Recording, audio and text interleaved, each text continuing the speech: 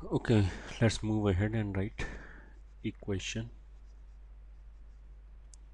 of circle. ठीक है, इसका एक पार्ट तो वी हैव ऑलरेडी स्टडीड कि अगर मान लिया एक सर्कल दे रखा है और उसका सेंटर मान लिया Z0 है और रेडियस अगर R है, तो सर्कल के ऊपर हमने कोई भी पॉइंट लिया से Z, तो उसके लिए ये डिस्टेंस विल बी R। तो इसको I can write down Z minus Z0 equals to R। तो एक तो यही फॉर्म हो गया। ठीक है, अब इसको लिखने के भी बहुत सारे तरीके हैं। एक तरीका तो ये है कि इसको हमने स्क्वायरिंग कर दिया, तो लेफ्ट हैंड साइड से विल गेट माइनस Z0 का square is equals to R square. Left hand side में ओपन किया तो Z बार बराबर कितना होता है, मॉड Z0 का स्क्वायर। या फिर हमने Z1 माइनस Z2 के मॉड के स्क्वायर को याद रखने के लिए भी बोला था, तो वहाँ से भी ऐसे आ जाएगा प्लस Z0 के मॉड का square minus Z0 bar minus Z bar Z0 equals to R square. ठीक है, तो इसको I can rewrite mod Z square को I can write down Z bar, ठीक है, minus Z0 bar Z minus Z0 Z bar plus Z0 के mod का square या फिर Z0 bar minus R square equals to 0। ठीक है, and again simplify करने के लिए ये एक प्योरली रियल नंबर है क्योंकि Z0 का bar will be mod Z0 square, तो उस प्योरली रियल नंबर को हमने B बोल दिया। Z बार के साथ जो आया इसको माइनस इंक्लूड करके A बोल दिया, तो फिर ये जो है वो अपने आप A बार हो गया से, मान लिया हमने बोला है। तो what you'll get the equation will become Z bar plus A bar Z plus AZ bar plus B equals to 0। ठीक है, तो ये स्टैंडर्ड इक्वेशन हो गया, स्टैंडर्ड फॉर्म हो गया। इसको इक्वेशन 1 बोल दिया and this is standard form of equation of circle. ठीक है, तो ये जो स्टैंडर्ड फॉर्म है दैट इज नथिंग बट इतना जो पार्ट है ये तो स्ट्रेट लाइन वाली पार्ट है। स्ट्रेट लाइन का इक्वेशन यही होता है A bar Z plus AZ bar plus B बराबर 0। उसके अंदर हमने Z बार और एक्स्ट्रा ऐड कर दिया, तो सर्कल का इक्वेशन बन जाएगा। इट इज समथिंग लाइक कि जैसे X square plus Y square plus 2gx plus 2fy plus c बराबर 0, ये सर्कल का इक्वेशन होता है। अगर इसमें से मैं X square plus Y square वाला पार्ट हटा दूँ तो it will become a straight line. तो वो जो X square plus Y square वाला पार्ट है वो बेसिकली Z बार प्रोड्यूस कर रहा है। ठीक है, अब अगर सर्कल इस फॉर्म में लिखा हुआ है, ये फॉर्म क्या है, एक तो Z बार का टर्म होना चाहिए, उसका कोफिशिएंट 1 बना लिया अगर नहीं है तो। उसके बाद क्या होना चाहिए कि जो Z का कोफिशिएंट है और जो Z बार का कोफिशिएंट है वो एक दूसरे का बार होना चाहिए। ठीक है, मतलब Z बार के साथ अगर A है तो Z के साथ A बार होना चाहिए प्लस कोई constant number which we are calling B। इस सर्कल के लिए अगर मान लिया सर्कल इस फॉर्म में दे रखा है, तो अगर ये सर्कल है तो उसका कुछ सेंटर होगा, ऐसा कुछ रेडियस होगा, तो वो जो सेंटर और रेडियस है वो हमें गिवन कोफिशिएंट, तो इसमें कोफिशिएंट कौन कौन है A और B। ठीक है, अगर A पता है तो A बार तो अपने आप आ जाएगा, वो कोई नया कोफिशिएंट तो नहीं है, तो हमें A और B पता लगाना है। अगर हमें A और B पता है and if this represents a circle, तो उसका जो सेंटर है रेडियस है वो भी A और B के टर्म्स में आ जाना चाहिए।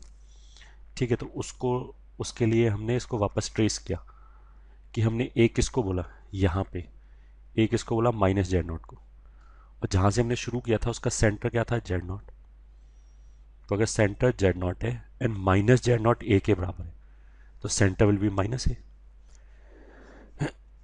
सॉरी, तो इस सर्कल के लिए centre will be minus A, मतलब Z बार के कोफिशिएंट को 1 बनाने के बाद जो Z बार का कोफिशिएंट आया उसका negative will be the centre. ठीक है, Z बार के साथ जो भी Z बार के साथ, Z के साथ नहीं, जेड बार के साथ जो कोफिशिएंट आया उसका negative will be the centre, sorry, ठीक है। जेड बार के साथ कोई कॉम्प्लेक्स नंबर आया होगा, से 2 + 3 आयोटा, तो उसका negative -2 -3 iota will be the centre.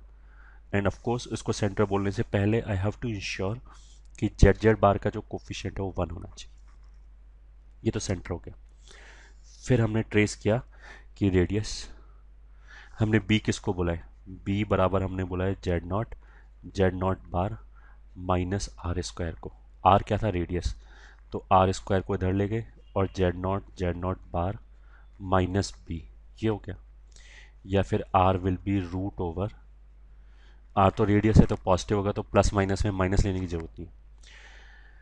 अच्छा, जब इक्वेशन इस फॉर्म में लिखा हुआ है तो जो भी मेरा आंसर है सेंटर और रेडियस का, उसको मेरे को ए और बी की फॉर्म में लिखना पड़ेगा।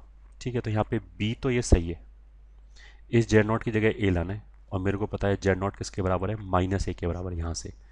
तो इसकी जगह पे अगर मैंने -a रख दिया तो Z not will be -a, Z not bar will be -a bar, तो माइनस माइनस प्लस हो गया, तो this will be a bar -b। ठीक है, so the radius of the circle will be is equals to root over a bar -b। ठीक है, ये radius है। वापस a क्या है, जेड बार का coefficient, when coefficient of Z Z bar is 1, उसके बाद। ठीक है, तो अगर a bar equals to b हो गया तो रेडियस 0 हो जाएगा, तो उसको हम बोल सकते हैं पॉइंट सर्कल आ गया। अगर a बार -b नेगेटिव हो जाए, अच्छा a बार तो मॉड a का स्क्वायर होगा, मतलब this can also be written as mod a का square which will be a real number and -b, b will also be real, ये ठीक है, b भी रियल है, तो रूट के अंदर एक रियल नंबर ही आएगा। अगर वो नेगेटिव आ जाए मान लिया रियल नंबर, तो उसका मतलब क्या है कि सर्कल इमेजिनरी हो जाएगा। इमेजिनरी का मतलब क्या है कि कोई सर्कल वर्कल नहीं आएगा, कोई भी ऐसा पॉइंट नहीं है जो इस इक्वेशन को सेटिस्फाई कर सके। ठीक है, कॉम्प्लेक्स नंबर का कॉम्प्लेक्स प्लेन जो है that is nothing but X Y plane. बस एक्स वाई प्लेन को ही हमने एक्स एक्सिस और वाई एक्सिस को फैंसी नाम दे दिया, एक को रियल एक्सिस बोल दिया, एक को इमेजिनरी एक्सिस बोल दिया, वरना कोई डिफरेंस नहीं है। इसका मतलब क्या है कि कॉम्प्लेक्स प्लेन का ये मतलब नहीं है कि उसमें इमेजिनरी सर्किल ड्रॉ हो जाएगा। अगर इमेजिनरी सर्किल ड्रॉ हो जाए तो फिर वो इमेजिनरी बचा ही। इमेजिनरी का मतलब क्या है, जो दिखाई ना दे, तो अगर सर्किल ड्रॉ हो गया तो दिखाई देगा, फिर तो रियल हो गया। तो कॉम्प्लेक्स प्लेन का ये मतलब नहीं कि उसमें इमेजिनरी कर्व्स ड्रॉ हो जाएंगे। Complex plane is nothing but X Y plane, circle जो आएगा उसमें रियल ही आएगा। तो अगर ए बार -b नेगेटिव हो गया तो कोई सर्कल वर्कल नहीं आएगा, कोई पॉइंट ऐसा नहीं है जो इक्वेशन 1 को सेटिस्फाई कर पाए। This should be clear. चलो अब एक एग्जांपल लेते हैं। मान लिया हमने लिखा Z Z bar twice plus 4 - 2 iota times Z plus 4 + 2 iota times Z bar -1 equals to 0।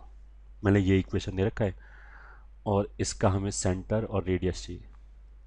तो हमारा स्टेप 1 क्या होगा कि जेड जेड बार का जो कोफिशिएंट है उसको पहले 1 बनाया, तो हमने क्या किया, पूरे इक्वेशन को 2 से डिवाइड कर दिया। तो ऐसे करने पे will get Z Z bar plus 2 - iota times Z plus 2 + iota times Z bar -½ equals to 0।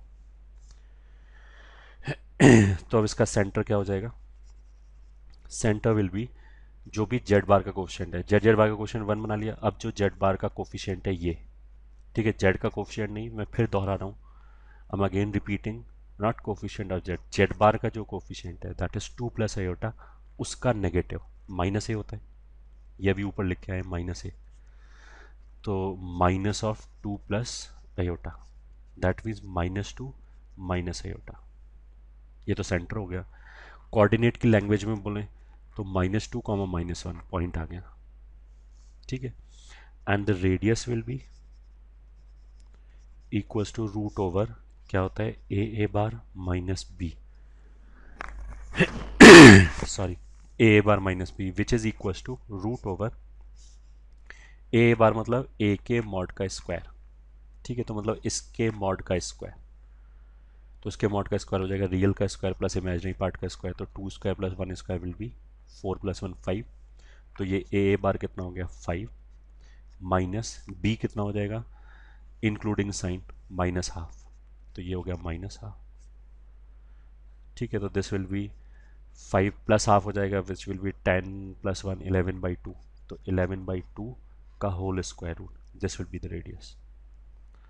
ठीक है, वापस जेड जेड बार का क्वेश्चन 1 बनाया, उसका जो जेड बार का कोफिशिएंट आया उसके बाद उसका negative will be the centre. अच्छा, ऐसा हमेशा ही हुआ कि अगर जेड और जेड बार के जो कोफिशिएंट है वो एक दूसरे के बार होगा। ठीक है, अगर ऐसा नहीं है तो फिर वो सर्कल का इक्वेशन होगा ही नहीं। ठीक है, सर्कल का इक्वेशन हमेशा इस फॉर्म में लाया जा सकता है। ओके, मतलब जेड जेड बार का क्वेश्चन 1 बनाओ, अपने आप जेड और जेड बार के साथ एक दूसरे का बार आ जाएगा। अगर नहीं आ रहा है तो मतलब कोई इक्वेशन नहीं है फिर वो सर्कल का। चलो, तो ये हमारा एक फॉर्म में हो गया, पहला सर्कल का फॉर्म ये हो गया, Z minus Z not is equal to R, ये फॉर्म हो गया। दूसरा ये हमारा स्टैंडर्ड फॉर्म हो गया। ठीक है, अब now let's move to third point, and third point is equation of circle in diametric form. मतलब मान लिया सर्कल के डायमीटर के एंड पॉइंट्स दे रखे हैं। मान लिया ए डायमीटर का एक पॉइंट Z1 है एंड बी दूसरा पॉइंट है डायमीटर। ठीक है, let it is given that A B is diameter of circle. ठीक है, तो अब हमने क्या किया, इसका भी लिखने का, इक्वेशन लिखने का बहुत सारे तरीका है। अगर हमने कोई भी जनरल पॉइंट P लिया इस सर्कल के ऊपर, तो ये एंगल 90 डिग्री होगा। सॉरी, तो क्या क्या तरीका हो सकता है लिखने का। एक तो जो हमने सबसे पहले लिखा था जेड माइनस जेड नॉट का मॉड बराबर आर, उसकी हेल्प से लिख सकते हैं। जो सेंटर C होगा, C सेंटर, वो ए और बी का मिड पॉइंट होगा, तो that will B Z1 plus Z2/2। ठीक है, एंड जो रेडियस होगा इस सर्कल का वो ए बी का हाफ होगा, ए बी डायमीटर है तो ए और बी का बीच में डिस्टेंस क्या होगा, mod of Z1 minus Z2 whole divide by 2, ये ए बी डिस्टेंस हो गया। तो इस सर्कल का इक्वेशन तो एक तो हम ऐसे लिख सकते हैं जेड माइनस जेड नॉट मतलब सेंटर, तो centre is Z1 plus Z2/2 is equal to radius, and radius is mod Z1 minus Z2/2। एक फॉर्म तो ये हो गया। ठीक है, दिस इज फॉर्म 1। ठीक है, इसी को स्क्वायरिंग कर लिया, ओपन कर लिया, तो दूसरे फॉर्म में आ जाएगा जो स्टैंडर्ड फॉर्म था, उस फॉर्म में भी लिख सकते हैं जैसा अभी यहाँ पे लिखा था हमने, ये वाले फॉर्म में। ठीक है, एक तो ये हो गया तरीका। दूसरा तरीका क्या हो गया, फॉर्म 2 में ऐसे भी बोल सकता हूँ कि जो भी पॉइंट हमने पी लिया है उससे जो राइट एंगल बना उसकी वजह से P A square Pythagoras plus P B square should be A B square.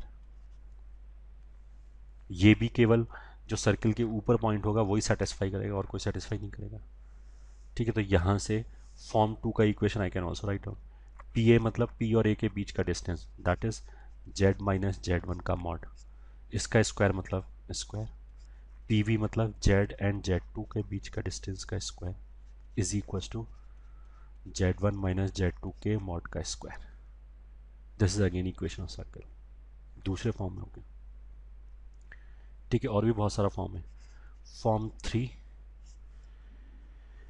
अगर मैंने पॉइंट P सर्कल के ऊपर लिया तो आई कैन ऑब्जर्व कि इस वेक्टर और इस वेक्टर के बीच में, I am not saying these are equal, ये जो दो वेक्टर हैं इनके बीच में एंगल 90 डिग्री है। तो अगर एंगल 90 डिग्री है तो इन दोनों वेक्टर का रेशियो प्योरली इमेजिनरी होगा। ठीक है, तो इस बात को हम ऐसे भी लिख सकते हैं फॉर्म 3। कौन कौन सा वेक्टर, पी ए वेक्टर, तो जेड माइनस जेड1 ये हो गया ए और पी को ज्वाइन करने वाला वेक्टर, अपॉन जेड माइनस जेड2 ये पी बी वेक्टर हो गया। इसका आर्ग्यूमेंट विल बी आइदर π/2 और -π/2। तो ये भी इसी सर्कल का एक नया फॉर्म हो गया, इक्वेशन लिखने का एक नया तरीका हो गया। ठीक है, π/2 और -π/2 में क्या होगा कि एक पार्ट के लिए सेमी सर्कल के लिए तो π/2 आ रहा होगा ओरिएंटेशन के हिसाब से, जहाँ हमने रोटेशन पढ़ाया था वहाँ पे हमने बताया था final vector upon initial vector कुछ करके, तो उसके हिसाब से क्या होगा कि सेमी सर्कल के लिए, एक सेमी सर्कल के लिए तो पाई/2 आ रहा होगा, दूसरे सेमी सर्कल के लिए -पाई/2 आ रहा होगा, ये ठीक है। और जहाँ पे हमने रोटेशन शुरू किया था अगर वो तुम्हें समझ में आया तो तुम अपने आप यू कैन फिगर आउट कि इस डायग्राम के हिसाब से किसके लिए प्लस आना चाहिए, किसके लिए माइनस आना चाहिए, ठीक है। ऐसा जरूरी नहीं कि ऊपर वाले के लिए प्लस आना चाहिए, वो डिपेंड करता है कि हमने यहाँ पे Z-Z1 ऊपर लिखा है, Z2 ऊपर लिखा है, उस पर डिपेंड करेगा। तो यू कैन वेरीफाई योरसेल्फ। अगर वहाँ रोटेशन समझ में आया तो you can do it, is Fairlie simple. अगर नहीं समझ में आया तो देन आई वुड से कि रिवाइज द वीडियो, ठीक है। अब इसी फॉर्म 3 को लिखने का और तरीका क्या है, फॉर्म 4।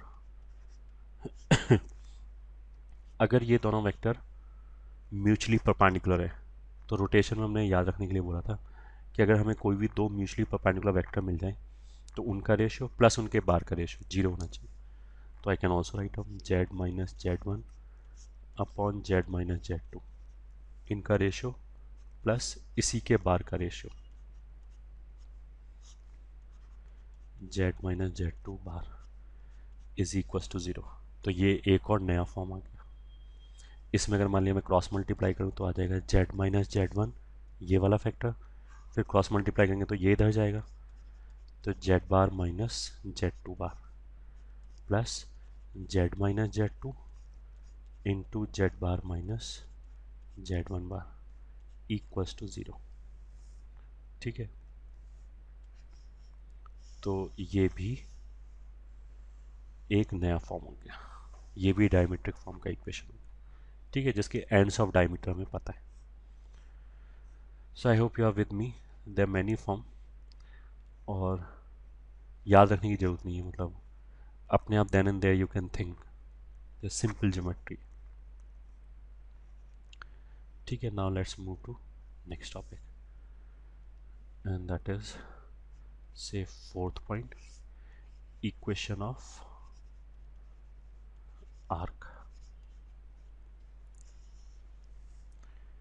मान लिया एक सर्कल ये, इसके ऊपर दो पॉइंट रखे ए एंड बी। मान लिया ये ए है विच इज Z1, ये बी है विच इज Z2। तो एक 9th-10th में एक प्रॉपर्टी पढ़ाते हैं कि कोई भी कॉर्ड जो है वो सरकमफ्रेंस में कांस्टेंट एंगल बनाता है। तो उसका मतलब क्या है कि मैंने पॉइंट यहाँ पे लिया, यहाँ पे लिया, यहाँ पे लिया, ए बी जो है सब जगह बराबर एंगल बनाएगा, ठीक है। तो हमने कोई भी एक जनरल पॉइंट पी ले लिया विच इज से Z, तो ये जो वेक्टर आया एंड ये जो वेक्टर आया इसके बीच का एंगल मान लिया पाई है, सॉरी पाई नहीं थीटा है। तो ये जो मेजर आर्क है, बड़े वाला आर्क जो है, इस आर्क के सभी पॉइंट पे थीटा एंगल बनाएगा ए बी, और जो माइनर आर्क है उसमें पाई माइनस थीटा बनाएगा, ठीक है।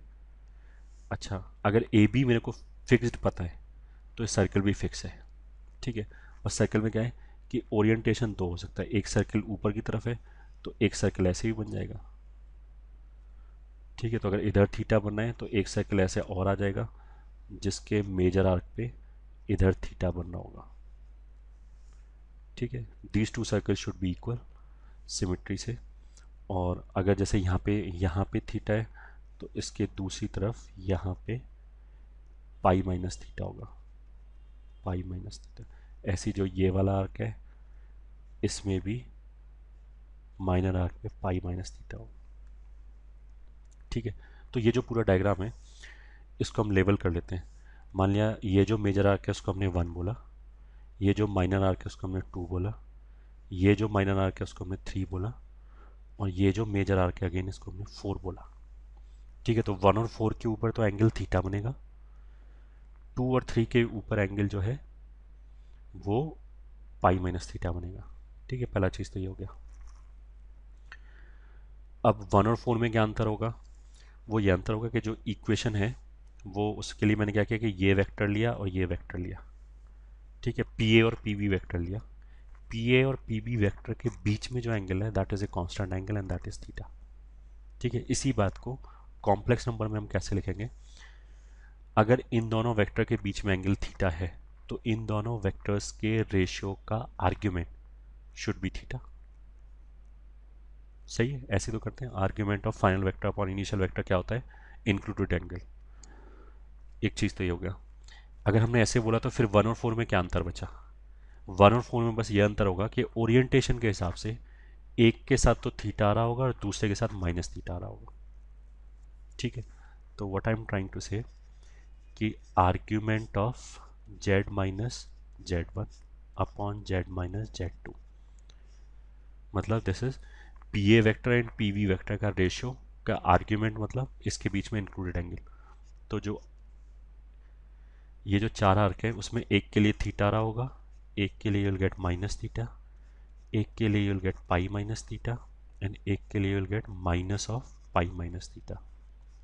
अब किसके लिए क्या आएगा वो एनालाइज कर लेते हैं। ठीक है, लेट मी रीड्रॉ। मान लिया ये मैंने थोड़ा दूर जाके बनाया। ठीक है, ये ए है Z1, ये B है Z2।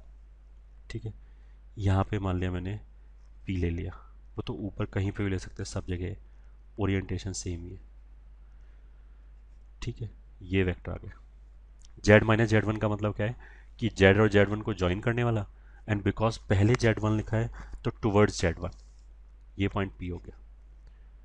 ठीक है, अब मैंने क्या किया, इस वेक्टर को which is Z minus Z1, इसको मैंने आगे बढ़ा दिया, मतलब इसको यहाँ से उठा के आगे रख दिया, इनिशियल पॉइंट P बना दिया।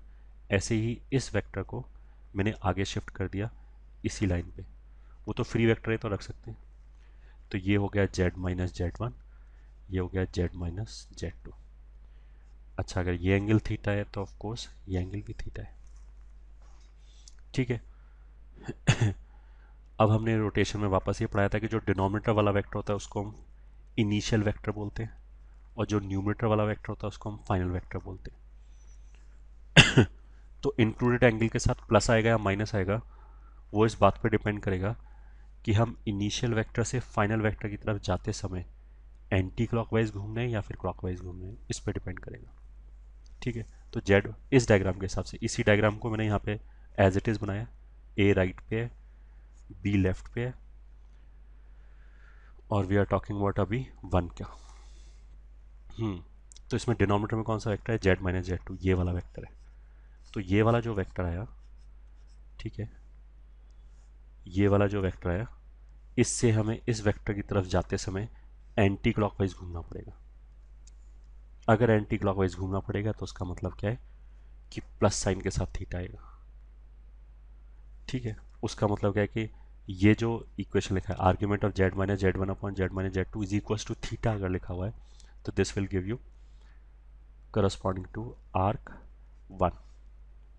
ये ठीक है, this is for arc one. तो माइनस थीटा वाला है, this is for arc four. ठीक है, अच्छा, टू और वन, आर्क टू जो है एंड आर्क वन जो है वो दोनों ही ए बी से ऊपर है। तो जो ओरिएंटेशन ए बी के आर्क वन के लिए आया है वही ओरिएंटेशन आर्क टू के लिए आएगा। मतलब अगर आर्क वन में पॉजिटिव साइन लिया है तो आर्क टू में भी पॉजिटिव साइन ही आएगा। तो फिर अंतर क्या आएगा? एंगल का जो मैग्नीट्यूड है वो अलग अलग है, एक के लिए थीटा है एक के लिए पाई माइनस थीटा है। तो प्लस वाला तो ये, तो जैसे वन के लिए आया है वैसे ये आर्क टू के लिए ये हो गया, and this is for arc three. Again this is not very important, but अगर तुमने शुरू के लेक्चर सब फॉलो किए हैं sequentially then you should not get any problem. अगर सारे लेक्चर को रिलीजियसली तुमने सुना है तो कोई प्रॉब्लम नहीं आना चाहिए, इट इज़ वेरी सिंपल। ठीक है, अगर यही थीटा पाई बाई टू हो जाए तो फिर जो सेमी सर्कल आ जाएगा जो हम ऊपर करके आए, ऊपर हमने क्या लिखा था, ये argument of this is pi by two और माइनस पाई बाई टू। तो प्लस पाई बाई टू के लिए आधा सर्कल आ गया, बाकी माइनस पाई बाई टू के लिए दूसरा बचा हुआ आधा सर्कल आ गया। तो let's solve. Now let's solve an example to make it more clear. Find centre and radius of circle denoted by argument of z minus say 1 minus 2 iota divided by z minus 5 equals to say pi by 3. ठीक है, मान लीजिए ये question है, तो now let's solve it. ऊपर तो जो z1 लिखा है, तो z माइनस के बाद क्या लिखा है 1 प्लस 2 आयोटा, माइनस कॉमन लेने के बाद कितना आएगा 1 प्लस 2 आयोटा. तो हमारा एक पॉइंट तो हो गया 1,2. ठीक है, डिनोमिनेटर में z माइनस क्या लिखा है 5, that means that point is 5,0. तो प्लॉट कर लिया हमने ये. ठीक है, एक पॉइंट तो है 1,2, तो 1,2 नियर बाई यहाँ पे होगा, एंड एक पॉइंट इज 5,0. ठीक है, this is 5,0 and this is 1,2. ये इमेजिनरी एक्सेस है, ये रियल एक्सेस है. ठीक है, ये वो हमारे z1 z2 हो गए. अब जो सर्कल होगा वो या तो ऊपर की तरफ आएगा या नीचे की तरफ आएगा. तो किस तरफ आएगा ये जानने के लिए कोई भी एक आर्बिट्रेरी पॉइंट लिया. मान लें अगर ऊपर आया तो ये पॉइंट P हो गया. तो डिनोमिनेटर में कौन सा वेक्टर है z माइनस 5, तो डिनोमिनेटर वाला वेक्टर ये ठीक है z माइनस 5. तो इसको हमने आगे रख दिया उठा के P पे, तो ये वेक्टर बन गया z माइनस 5. ठीक है, न्यूमरेटर वाला वेक्टर कौन सा है जो z को 1,2 से ज्वाइन करा है, मतलब ये वाला वेक्टर. तो इसको मैंने आगे उठा के रख दिया, तो ये आ गया. तो डिनोमिनेटर वाला वेक्टर ये हो गया. से न्यूमरेटर वाले वेक्टर की तरफ जाने के लिए क्लॉकवाइज घूमना पड़ेगा. उसका मतलब क्या है कि जो ऊपर वाला सर्कल आ रहा है उसके लिए नेगेटिव आना चाहिए, बट यहाँ तो पॉजिटिव दे रखा है. उसका मतलब क्या है कि फिर सर्कल नीचे है. तो जो सर्कल होगा it will look like something like this, कुछ ऐसे करके. ठीक है, नीचे वाला सर्कल. तो हमें इस सर्कल का सेंटर और रेडियस निकालना है. तो चलो इसको थोड़ा नीट डायग्राम बनाने के लिए थोड़ा दूर ले जाते हैं इसको. ये ठीक है, ओरिएंटेशन तो पता लगी गया है. तो ये पॉइंट क्या है, मान लिया A which we are calling as 5,0. ये पॉइंट क्या है B which we are calling 1,2. ठीक है, और इसने हमें क्या बताया कि सरकमफ्रेंस पे कितना एंगल बनना है पाई बाई 3. तो जो सेंटर पे एंगल बनेगा, सेंटर कहाँ पे लाई करेगा, इसके परपेंडिकुलर बाइसेक्टर पे. माने ये कहीं सेंटर है C. ठीक है, तो इस पे एंगल डबल बनता है, ये हमें पता है. तो इस पे एंगल कितना हो जाएगा, ये 90 हो गया, ये M हो गया. ठीक है, तो इस पे एंगल कितना बन जाएगा टोटल 2 पाई बाई 3. जो भी सर्कमफ्रेंस पे एंगल बनता है उसका डबल. तो ये टोटल एंगल 2 पाई बाई 3 है, तो ये आधा एंगल पाई बाई 3 हो गया. ठीक है, वेल एंड गुड. ओके, अब M क्या होगा, M will be A plus B by 2. तो 5 plus 1 6 by 2 is 3, comma 2 plus 0 by 2 is 1. तो M हो गया 3,1. ठीक है, तो हमने क्या किया, ये वेक्टर बनाया M A वेक्टर. ये ठीक है, ये वेक्टर क्या हो जाएगा, A और M को ज्वाइन करने वाला वेक्टर है. तो A में से M को घटा दिया क्योंकि ये टुवर्ड्स A है जो हमने डायरेक्शन दिया है. तो जो एम ए कॉम्प्लेक्स वेक्टर होगा वो क्या होगा, A विच इज़ 5,0. तो 5,0 में से 3,1 घटा दिया. घटाने का मतलब क्या है, 5,0 is 5 and 3,1 is 3 plus iota. तो घटाने पे कितना आ जाएगा, 5 में से 3 गया 2 एंड -1 इज़ माइनस आयोटा. तो जो एम ए कॉम्प्लेक्स वेक्टर है वो 2 माइनस आयोटा हो गया, पहला चीज़. दूसरा, अच्छा यहीं से ऐसे भी देख सकते हैं कि जो एम ए का मैग्नीट्यूड है that will be 2 square plus 1 square is 5√5. ठीक है, तो in this triangle, in triangle AMC, इस ट्राइंगल में साइन पाई बाई 3 कितना हो जाएगा, परपेंडिकुलर दैट इज AM का लेंथ डिवाइडेड बाई AC का length. A C is nothing but R, radius of the circle. ठीक है, तो R will be, A M का मॉड कितना है, √5 अपॉन आर, तो आर को इधर ले गए, साइन π/3 को इधर ले, will be √5 upon sine 60 degree, sine 60 degree is √3/2, तो ये √5 अपॉन √3/2, तो विच इज 2√5/3, ये तो रेडियस हो गया। ठीक है,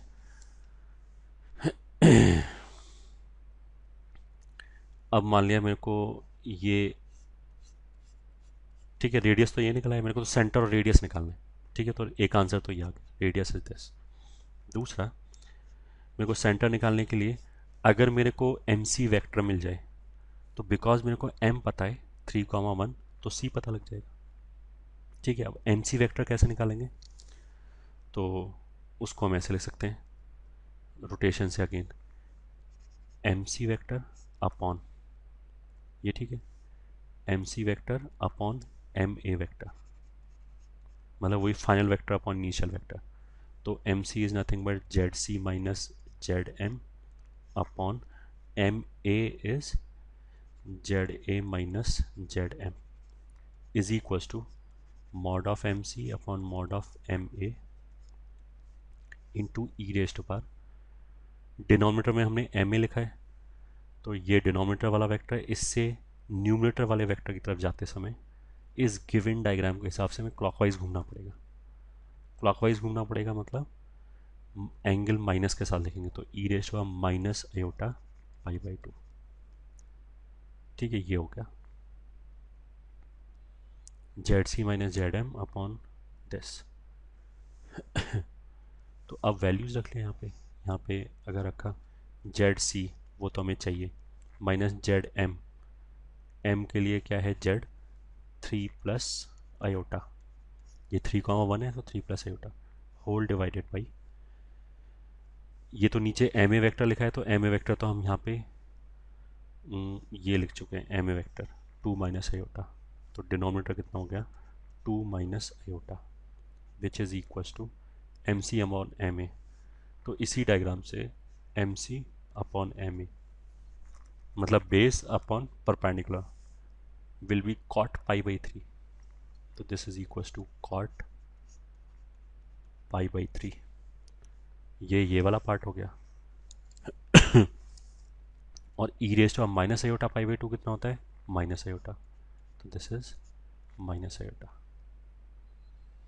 ठीक है, तो 3 plus iota 2 minus iota, let's calculate, तो हो गया Z C minus 3 plus iota upon 2 minus iota is equals to minus iota cot π/3 which is equals to minus iota cot π/3 is 1/√3। तो यहाँ से आ जाएगा Z C minus 3 plus iota equals to 2 minus iota को उधर ले गए into minus iota upon √3। ठीक है, तो 2 इंटू माइनस आयोटा तो हो जाएगा -2 आयोटा, और minus iota into minus iota है, माइनस माइनस प्लस हो गया, आयोटा इसका -1 हो गया, तो ये -1 minus 2 iota whole divide by √3 ऐसे हो गया। तो Z C is equals to 3 plus iota and -1/√3 -2/√3 iota, और फर्दर रियल पार्ट को मिला लिया तो आ गया 3√3 -1 अपॉन √3। ये ठीक है, ये तो सेंटर का एक्स कोऑर्डिनेट आ गया, प्लस आयोटा के साथ कितना आ जाएगा 1 - 2/√3, दैट इज √3 - 2/√3, ये वाई कोऑर्डिनेट आ गया, तो दिस इज सेंटर। तो जो क्वेश्चन दिया गया था उसमें सेंटर है एंड रेडियस निकालने के लिए बोला गया था, तो ये सेंटर हो गया। रेडियस हम पहले निकाल चुके हैं, तो this will be the required answer. ठीक है, so I hope you have followed